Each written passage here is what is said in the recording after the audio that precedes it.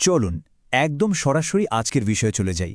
তবে হ্যাঁ, শুরুতেই বলে রাখি, আজকের এই আলোচনা কিন্তু কোনো ইনভেস্টমেন্ট টিপস বা রাতারাতি বড়লোক হওয়ার ফর্মুলা নিয়ে না, বরং এটা হলো আমাদের নিজেদের মনকে আমাদের টাকার ব্যাপারে নেওয়ার সিদ্ধান্তগুলোর পেছনে যে গল্পগুলো লুকিয়ে থাকে সেগুলোকে আরেকটু কাছ থেকে চেনার একটা চেষ্টা।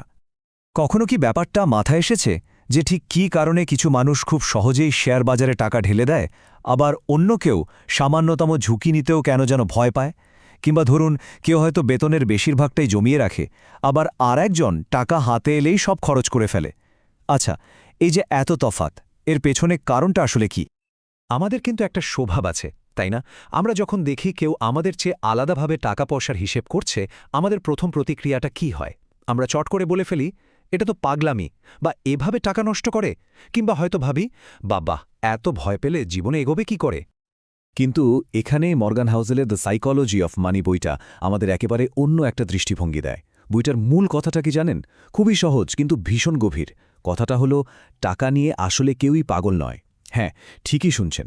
প্রত্যেকটা আর্থিক সিদ্ধান্ত যিনি নিচ্ছেন তার নিজের কাছে কিন্তু সেটা ১০০% যুক্তিসঙ্গত। কারণটা হলো, সেই সিদ্ধান্তটা তৈরি হয়েছে তার নিজের ব্যক্তিগত অভিজ্ঞতা দিয়ে। এই যে ব্যক্তিগত অভিজ্ঞতার কথা বললাম, চলুন এটা দিয়েই শুরু করা যাক। এটাই আমাদের প্রথম এবং সবচেয়ে জরুরি পয়েন্ট। আমাদের অভিজ্ঞতাই আমাদের পৃথিবী। এই চারটা একবার দেখুন, ব্যাপারটা কিন্তু চমকে দেওয়ার মতো।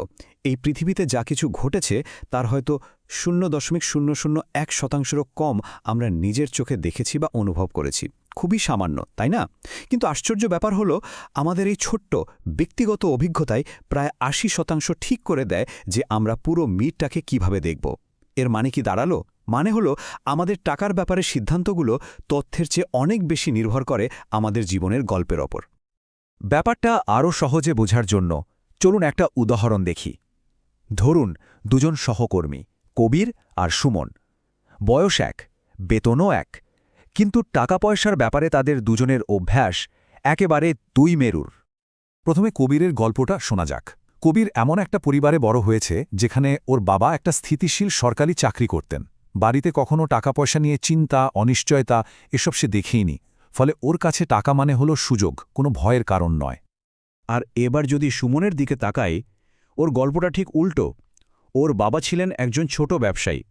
সুমন ছোটবেলা থেকেই দেখেছে ব্যবসায় লাভ লোকসান, টাকার চরম টানাকানি। এমনকি এমন দিনও দেখেছে যখন টাকার অভাবে ওর মাকে গয়না পর্যন্ত বন্ধক রাখতে হয়েছে। বুঝতেই পারছেন, টাকা ওর মনের গভীরে টিকে থাকা আর উদ্বেগের সঙ্গে জড়িয়ে গেছে। তাহলে কবির আর সুমনের মধ্যে কে ঠিক আর কে ভুল? আসলে কেউই না। তাদের সিদ্ধান্তগুলো তাদের বুদ্ধির পরীক্ষা নয়, এগুলো হলো তাদের নিজ নিজ জীবনের অভিজ্ঞতার ফসল। কবিরের ঝুঁকি নেওয়ার সাহসটা এসেছে তার আন্তঃী থেকে, আর সুমনের মধ্যে যে ভয়টা কাজ করে সেটা হলো তার অভাবের অভিজ্ঞতা থেকে জন্ম নেওয়া স্ক্যারসিটি মাইন্ডসেট। কবির আর সুমনের এই গল্পটা আমাদের পরের পয়েন্টটাকে খুব ভালোভাবে বুঝিয়ে দেয়। আমরা প্রায়ই একটা ভুল করি। আমরা ধরে নিই টাকা পয়সার খেলাটায় সবাই একই নিয়ম মেনে একই লক্ষ্য নিয়ে খেলছে, কিন্তু সত্যিটা হলো প্রত্যেকেই তার নিজের মাঠে নিজের তৈরি করা নিয়মেই খেলে। এই যেমন ধরুন আমেরিকার প্রাক্তন প্রেসিডেন্ট জন এফ কেনেডির কথা। তিনি জন্মেছিলেন বিশ্বের অন্যতম ধনী পরিবারে। ১৯৩০ সালের যে বিশ্বজোড়া মহামন্দা বা গ্রেট ডিপ্রেশন হয়েছিল, সেটা নিয়ে তাকে যখন জিজ্ঞেস করা হয়, তিনি খুব সৎভাবেই উত্তরটা দেন।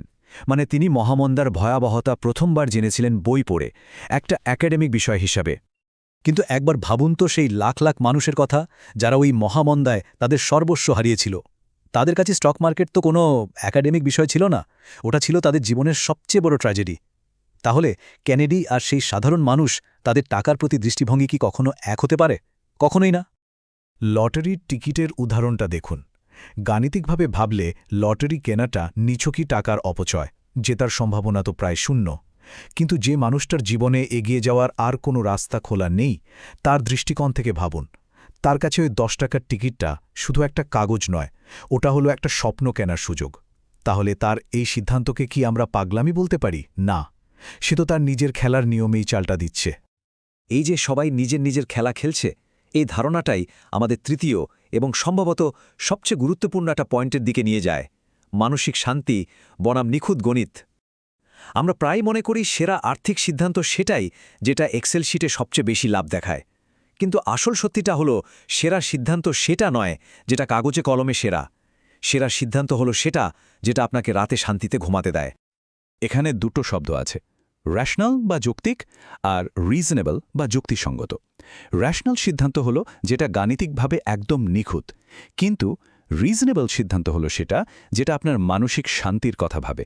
একটা এক্সেল শিট আপনাকে ভবিষ্যতে লাভ লোকসান দেখাতে পারে, কিন্তু বাজার যখন পড়তে থাকে তখন আপনার বুকের ভেতরের ভয়টা তো আর মাপতে পারে না, তাই না? আর এটাই সবথেকে জরুরি কথা, কারণ যে সিদ্ধান্তটা নিয়ে আপনি শান্তিতে থাকতে পারবেন সেই সিদ্ধান্তটার সাথেই আপনি লম্বা সময় ধরে টিকে থাকতে পারবেন। আর মনে রাখবেন, বিনিয়োগের খেলায় সবচেয়ে বড় শক্তি হল লম্বা সময় ধরে টিকে থাকা। সবশেষে আমাদের সবাইকে একটা খুব গুরুত্বপূর্ণ বিষয় মাথায় রাখতে হবে, আর সেটা হলো টাকা পয়সার এই আধুনিক খেলাটায় আমরা সবাই কিন্তু বেশ নতুন। এই টাইমলাইনটার দিকে একবার তাকান। লক্ষ লক্ষ বছরের মানব ইতিহাসে অবসরের জন্য টাকা জমানোর ধারণাটা এসেছে মাত্র ৭০ বছর আগে। সাধারণ মানুষের জন্য মিউচুয়াল ফান্ড তো আরও নতুন, বড়জোর ৫০ বছর।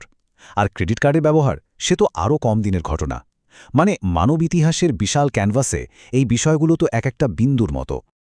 এর মানে হল আমরা এই মানব ইতিহাসের প্রথম কয়েকটা প্রজন্মের মধ্যে পড়ি যারা নিজেদের অবসরের দায়িত্ব নিজেরা নিচ্ছে। তাই ভুল করাটা খুবই স্বাভাবিক। আমাদের মস্তিষ্ক লক্ষ লক্ষ বছর ধরে জঙ্গলে টিকে থাকার জন্য তৈরি হয়েছে, শেয়ার বাজারের ওঠানামা বোঝার জন্য নয়। তাহলে এই পুরো আলোচনা থেকে আমরা কি শিখলাম?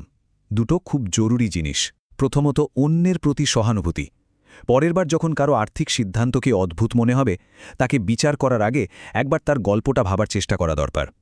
আর দ্বিতীয়ত, নিজের প্রতিও সহানুভূতি। আমাদের মনের ভয়, আমাদের দ্বিধা, এগুলো আমাদের দুর্বলতা নয়, এগুলো আমাদের জীবনের গল্পেরই একটা অংশ। সব শেষে একটা প্রশ্ন সবার জন্য রেখে যেতে চাই, আমাদের নিজেদের টাকার গল্পটা কি, আর সেই গল্পের পরের অধ্যায়টা আমরা কিভাবে লিখতে চাই? ভাবার বিষয়, তাই? চলুন একদম সরাসরি আজকের বিষয়ে চলে যাই।